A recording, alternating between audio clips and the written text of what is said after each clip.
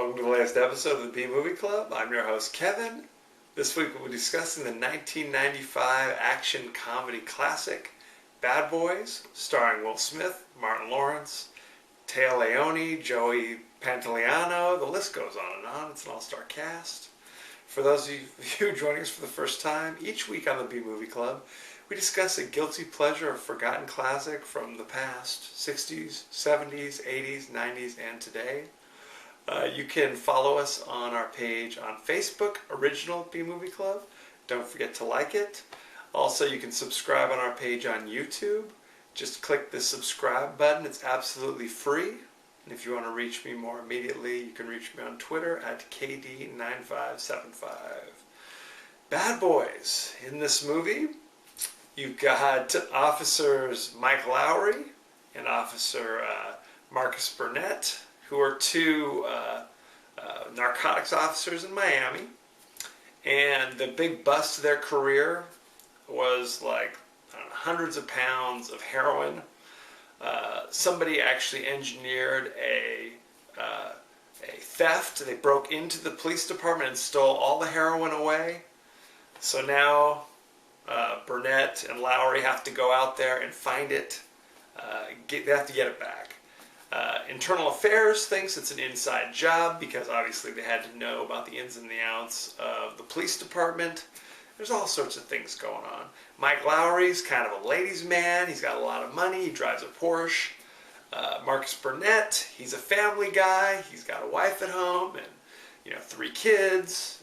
He drives a station wagon. Believe it or not, one's by the book. One's kind of a loose cannon. Actually, that's not true. They're both loose cannons.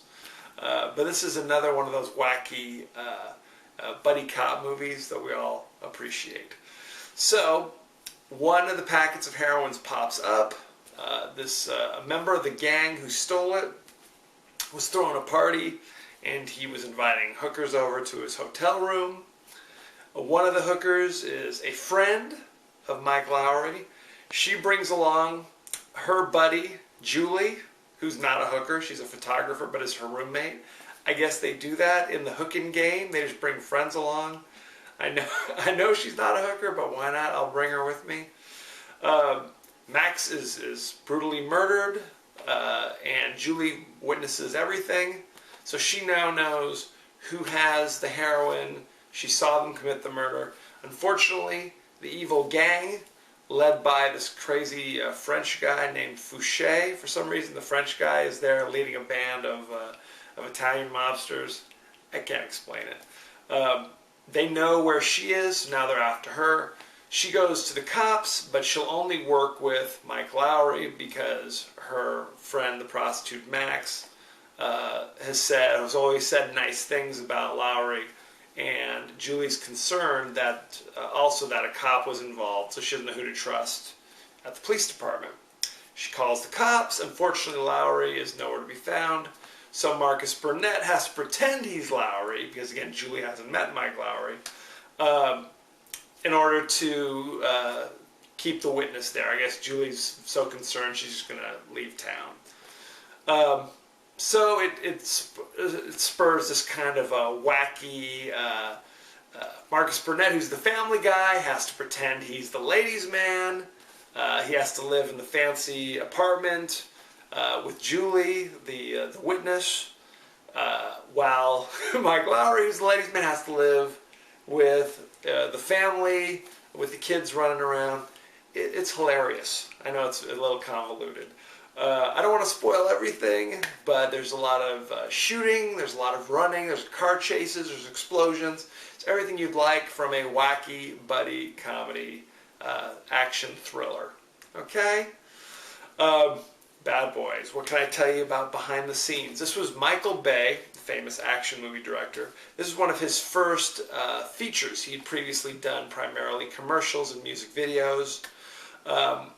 The script was originally supposed to star, get this, Dana Carvey and Jon Lovitz, who were popular at the time due to Saturday Night Live. Dana Carvey actually went to Vegas with the producers Don Simpson and Jerry Bruckheimer, and was so horrified by producer Don Simpson's hard-partying Vegas ways that he pulled out of working on it. And Lovitz, I guess he said, I'm out as well. So Bay got a hold of the script. They wanted to hire, they wanted it to be kind of a new Beverly Hills Cops. They wanted to look towards African American actors.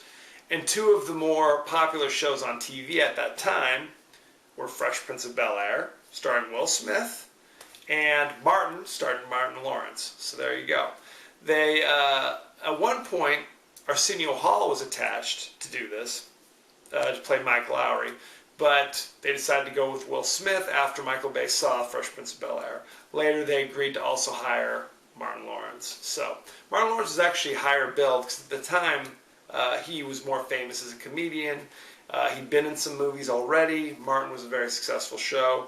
Will Smith was obviously more well known as being the Fresh Prince, a rapper. And even though he'd shown something on Fresh Prince of Bel-Air, it was kind of more of an unproven talent, if you will. So they got it. They hired the actors.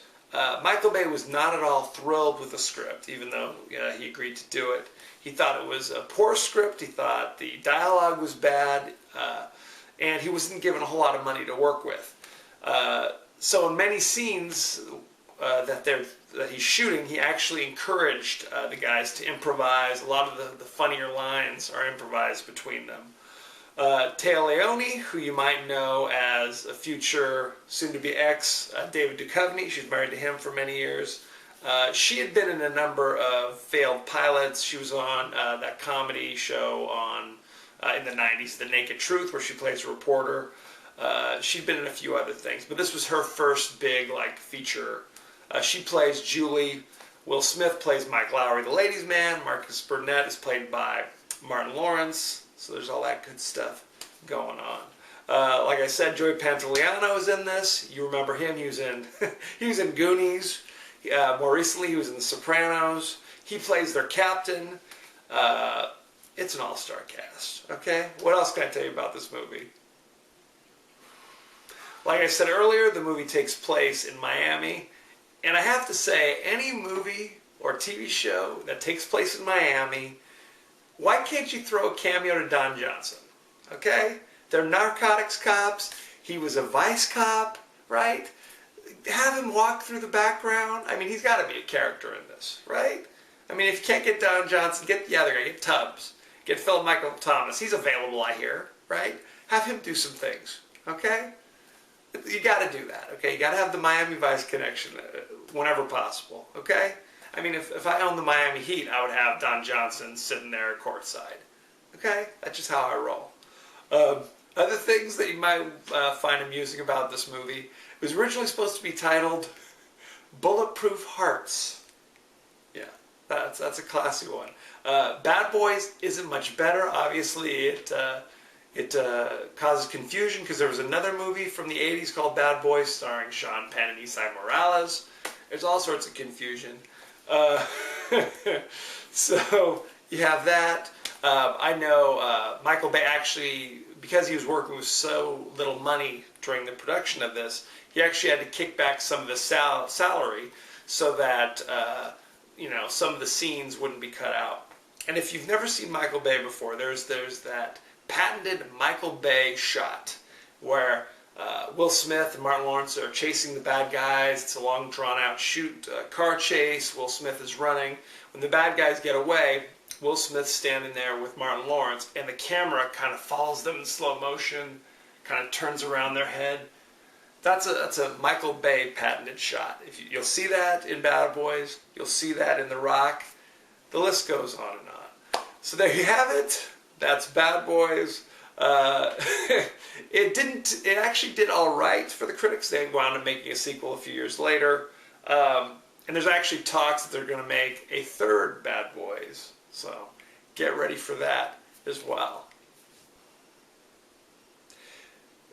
Rotten Tomatoes currently gives Bad Boys a 43% rotten. That's upsetting. I think this movie's hilarious, okay? It's a forgotten classic from the 90s. Somebody told me it's not a B-movie. Clearly it's not a B movie. But on this show, I pretty much do whatever I feel like it, okay? There's no producer knocking on my door saying, hey, you have to pick this movie or that movie. If I find a movie quasi-amusing, it's on the list, okay?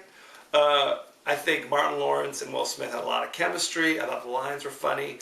I mean, the script was fairly formulaic. I know Roger Ebert and Siskel both said, you know, it's your carbon copy, buddy cop, you know, kind of thing going on there.